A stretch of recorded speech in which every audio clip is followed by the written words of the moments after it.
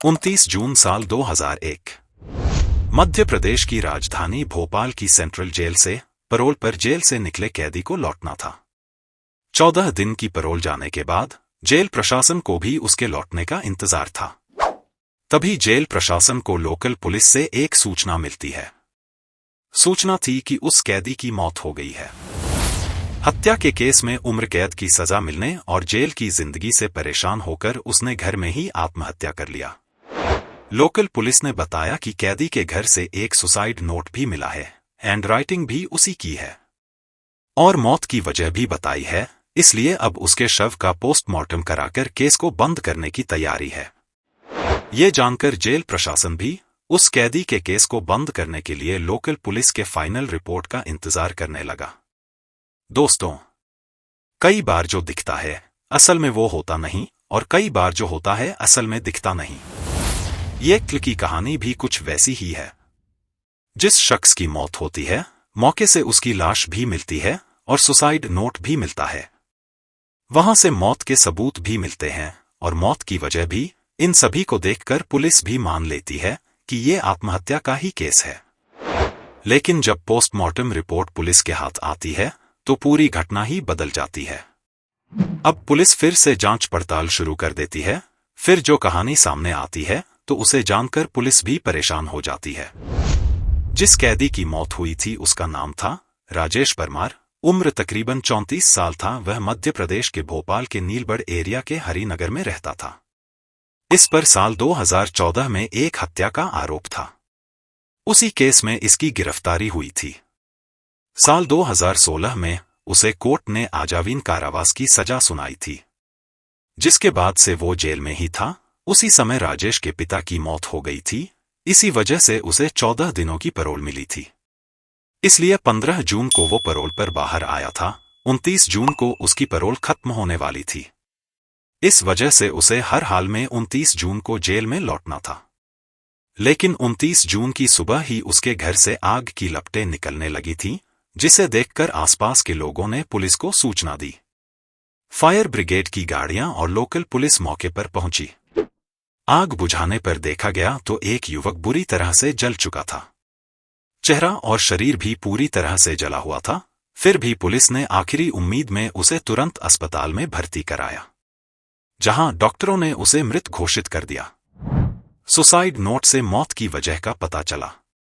अब पुलिस ने घर की तलाशी ली तो एक सुसाइड नोट भी मिला, जिसमें लिखा था कि पिता की मौत होने से वो दुखी था।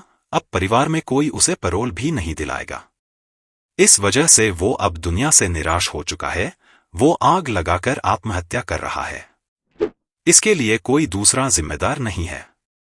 अब ये सुसाइड नोट के आधार पर पुलिस ने भोपाल सेंट्रल जेल को भी सूचना दी। शव को पोस्टमार्टम के लिए भेज दिया। साधारण सुसाइड केस की तरह पुलिस ने भी इसे एक तरह से बंद कर दिया। उधर पोस्टमार्टम के बाद शव को रिश्तेदारों को सौंप दिया गया। रिश्तेदारों ने भी शव का अंतिम संस्कार कर दिया। लेकिन इस पूरे केस में 24 घंटे बाद नया मोड़ आया, जब वहां की पुलिस को राजेश परमार की पोस्टमार्टम रिपोर्ट मिली। उस समय के भोपाल पुलिस के नए एएसपी अखिल पटेल के पास नीलबढ़ का एरिया था।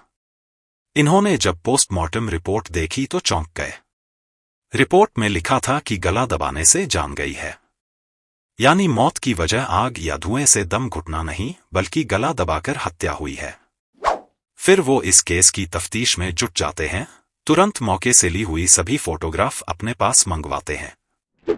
अगर आग से जलकर मरा तो फिर गला किसने और क्यों घोंटा? सभी फोटो को बारीकी से देखते हैं। एक फोटो में वो देखते हैं कि मरने वाले शख्स का पैर बिल्कुल एक दूसरे से चिपका हुआ था, जबकि जब भी कोई जलकर मरेगा तो वो तड़पने लगेगा। फिर उसके पैर एक दूसरे से चिपकने के बजाय अलग अलग होने चाहिए, लेकिन इस केस में ऐसा नहीं था। दूसरी तस्वीरें भी देखते हैं। उनसे पता चलता है कि उस शख्स का चेहरा और सीने वाला हिस्सा ही पूरा जला था, जबकि हाथ और पैर ज्यादा जले नहीं थे और अजीब तरीके से मुड़े भी थे। इससे शक यही होता है कि कहीं हाथ और पैर बंधे तो नहीं थे, जिस वजह से ऐसा हुआ। अब इसका पता लगाने के लिए वो पुलिस अधिकारी पूरी टीम के साथ मौके पर जाते हैं। घटना स्थल को बारीक से देखते हैं। फिर आसपास के लोगों से पूछताछ करते हैं तो पता चलता है कि एक दिन पहले जब राजेश परमार के साथ 2 और लोग भी देखे गए थे।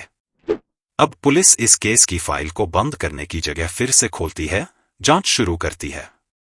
अब पुलिस को ये शक हुआ कि जिसकी मौत हुई उसकी पहले गला घोंटकर हत्या की गई, लेकिन राजेश को जब सुसाइड ही करना था तो उसकी पहले हत्या क्यों की गई? अगर किसी ने गला दबाया तो वो कौन था? अब पुलिस के सामने ये भी सवाल था कि कहीं ऐसा तो नहीं कि मरने वाला राजेश ही ना हो। अगर ये राजेश नहीं है तो फिर कौन था? इन सब सवालों का पता लगाने के लिए पुलिस ने उसके मोबाइल नंबर का पता लगाया। फिर रिश्तेदारों के जरिए उसका एक नंबर मिला जो जेल से आने के बाद एक्टिव था, लेकिन अब बंद था। उसकी आखिरी लोकेशन भी भोपाल की ही थी। पुलिस ने जब उसके फोन की कॉल डिटेल चेक की तो एक नंबर पर कई बार बात होने की जानकारी मिली, लेकिन जब उस नंबर पर संपर्क किया गया तो वो भी बंद था। वो नंबर था निहाल नामक युवक का। अब पुलिस के सामने निहाल को खोजने की चुनौती थी, और मन में सवाल ये भी आ रहा था कि कहीं निहाल ही तो नहीं मारा गया। इसके अलावा और भी कई सवाल थे। फिलहाल पुलिस उसकी तलाश में जुट गई। फिर पता चला कि निहाल मूल रूप से बिहार का रहने वाला है और पहले राजेश के मकान में ही किराए पर रहता था, लेकिन कुछ महीने पहले ही दूसरे मकान में शिफ्ट हो गया था। अब पुलिस की जांच में निहाल की लोकेशन गुजरात में मिली। इसके बाद पुलिस की एक टीम गुजरात पहुंची और दबोच लिया। इसके बाद जब उससे कड़ाई से पूछताछ हुई तब उसने जो कहानी बताई वो बेहद ही चौंकाने वाली थी। मरने वाले के दोस्त ने चौंकाने वाली बताई ये कहानी। निहाल ने बताया कि जेल से पैरोल पर आने के बाद राजेश ने उससे संपर्क किया था। फोन पर बात हुई और वो उससे मिलने भी गया था।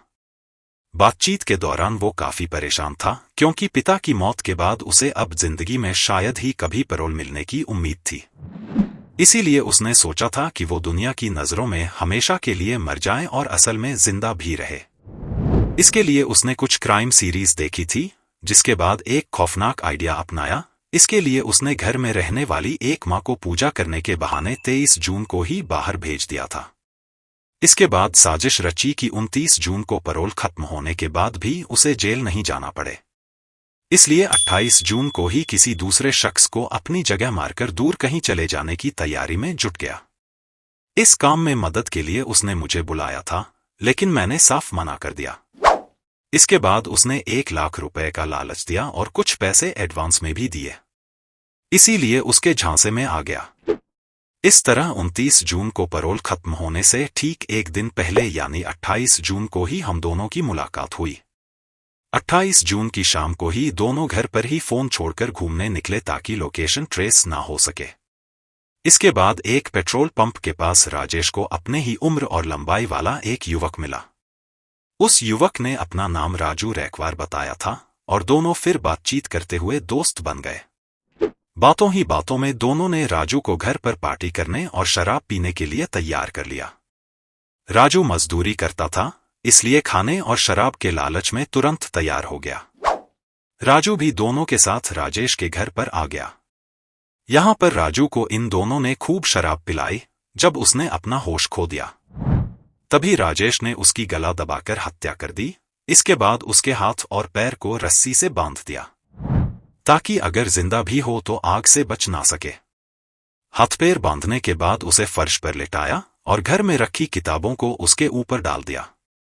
फिर राजेश ने खुद ही एक सुसाइड नोट लिखा और उसे कुछ दूरी पर रख दिया ताकि वो सही सलामत पुलिस को सुसाइड के सबूत के रूप में मिल जाए। इसके बाद दोनों ने बाइक से निकाला हुआ पेट्रोल भी डाल दिया ताकि आग से वो पूरी तरह से जल जाए। चूंकि घर का दरवाजा बाहर से बंद होने पर साजिश का शक हो सकता था, इसलिए दोनों ने घर के दरवाजे को अंदर से बंद किया और छत के रास्ते बाहर निकल आए। इसके बाद खिड़की से माचिस जलाकर तीली को अंदर फेंक दिया। इस तरह जब आग की लपटें बढ़ गईं तब दोनों एक साथ वहां से फरार हो गए थे। साजिश के तहत राजेश ने निहाल का एक पुराना सिम कार्ड लिया और साउथ इंडिया में चला गया। वहीं निहाल गुजरात आ गया था। अब पुलिस ने निहाल की कहानी की सच्चाई का पता लगाने के लिए उस मृत युवक के बारे में पता लगाया। तो ये सच निकला, क्योंकि राजू रैकवार की पत्नी ने 28 जून की रात में ही लोकल पुलिस में गुमशुदगी की शिकायत दी हुई थी। इसके अलावा पुलिस को राजेश के घर से राजू की चप्पल भी मिली थी, जिसे उसकी पत्नी ने पहचान लिया था। अब पुलिस को पूरी कहानी समझ में आ गई थी, लेकिन जब तक राजेश आंखों के सामने नहीं आ जाता तब तक जांच अधूरी ही थी। अब पुलिस को ये यकीन था कि आज नहीं तो कल राजेश किसी भी तरह निहाल से जरूर संपर्क करेगा। राजेश भी निहाल का एक पुराना सिम कार्ड ले गया था। इस तरह अगले ही दिन आखिरकार राजेश का फोन निहाल के पास आ ही गया। पुलिस की मौजूदगी में ही निहाल उससे बात करने लगा। राजेश ने वहां के हालात के बारे में पूछा कि कुछ गड़बड़ तो नहीं है। निहाल ने बताया कि कोई गड़बड़ नहीं है, पुलिस को कुछ पता नहीं चला। इसके बाद राजेश ने कहा कि चेन्नई में उसे कुछ मदद चाहिए, अगर कोई दोस्त हो तो बताना। इस पर निहाल ने कहा कि वो उसे जल्द ही बताएगा। इसके बाद फोन कट हो गया। अब पुलिस ने भी राजेश को पकड़ने के लिए पूरी फिल्मी कहानी रची। इसके तहत पुलिस के कुछ लोगों को चेन्नई भेजा और उन्हें लोकल आदमी बनकर राजेश से मिलने के लिए बोला। इस तरह निहाल ने राजेश को चेन्नई में रहने वाले अपने एक दोस्त का जिक्र करते हुए उसका फोन नंबर शेयर किया, जिसके बाद राजेश पुलिस वाले को ही निहाल का दोस्त समझकर उससे बात की और मिलने गया। जैसे ही राजेश ने लुंगी और माथे पर तिलक लगाए दो युवकों को निहाल का दोस्त समझकर मदद मांगने पहुंचा, तभी उसे पकड़ लिया गया। इस तरह पुलिस ने एक ब्लाइंड मर्डर केस का खुलासा करते हुए 8 जुलाई 2019 को पूरे केस को मीडिया के सामने लाया था। इस केस के बारे में खुद आईपीएस अधिकारी अखिल पटेल कहते हैं कि ये केस कानून की आंखों में धूल झोंकने वाला था, लेकिन जब बारीकी से केस की जांच हुई तो पूरा सच सामने आ गया। इसके बाद राजेश फिर से सलाखों के पीछे भेज दिया गया। दोस्तों, उम्मीद करता हूं आपको यह वीडियो पसंद आया होगा। अगर वीडियो पसंद आया है तो वीडियो को लाइक कर दीजिए और मेरे चैनल पर नए हैं तो चैनल को सब्सक्राइब कर दे। फिर मिलेंगे कुछ नए वीडियो के साथ, तब तक के लिए धन्यवाद।